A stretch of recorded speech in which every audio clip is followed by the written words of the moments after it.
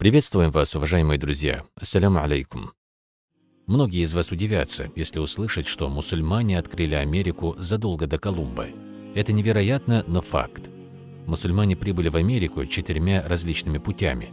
Сначала как исследователи, а затем, спасаясь от испанской инквизиции, далее в период колонизации Африки и, наконец, во время волны эмиграции во второй половине 70-х годов XX века. Все случаи, кроме первого, хорошо известны и не вызывают сомнений. В этом видео вы познакомитесь с историческими фактами, свидетельствующими о том, что мусульманские исследователи побывали на американском континенте за многие столетия до прибытия туда экспедиции Колумба. Арабский историк Абуль-Хасан аль-Мас'уди, живший в X веке, описывает, как путешественник родом из Андалусии, Кордовы, преодолел океан, вышел на берег материка, расположенного напротив, и вернулся с ценными трофеями. На карте Аль-Мас'уди уже можно было наблюдать американский материк.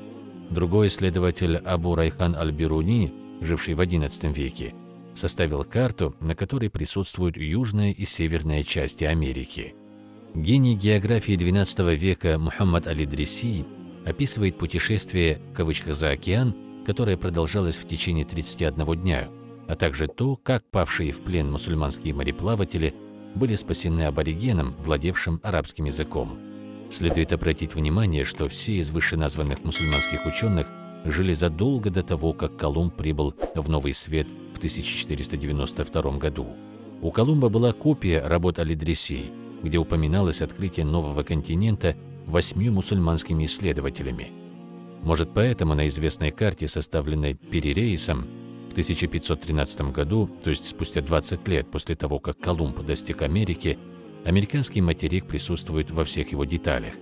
На карте Перерейса, турецкого адмирала и большого любителя картографии, изображены, причем по мнению ряда исследователей достаточно точно, реально существующие, но неизвестные на момент ее создания географические объекты.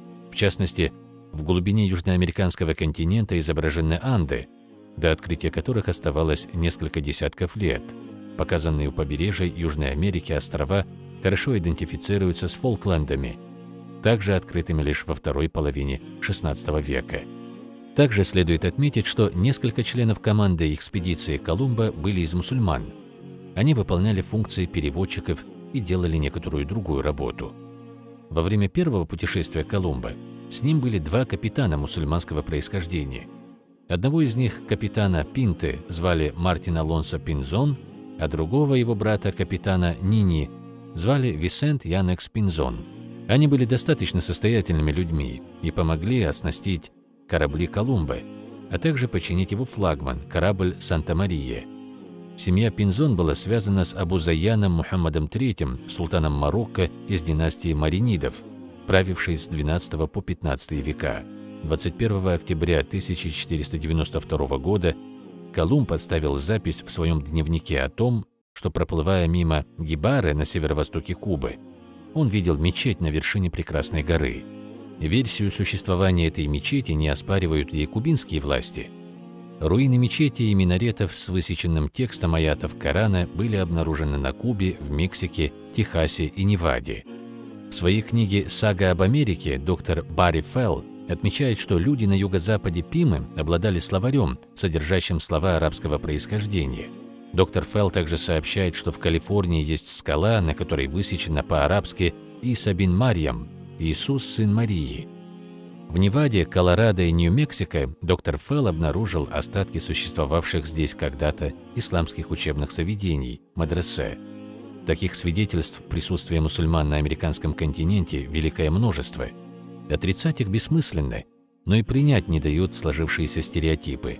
Остается только надеяться на развитие современных информационных технологий, посредством которых некогда забытая информация становится доступной широкой общественности. Не забудьте подписаться на канал, поставить лайк, оставить комментарий и нажать на колокольчик.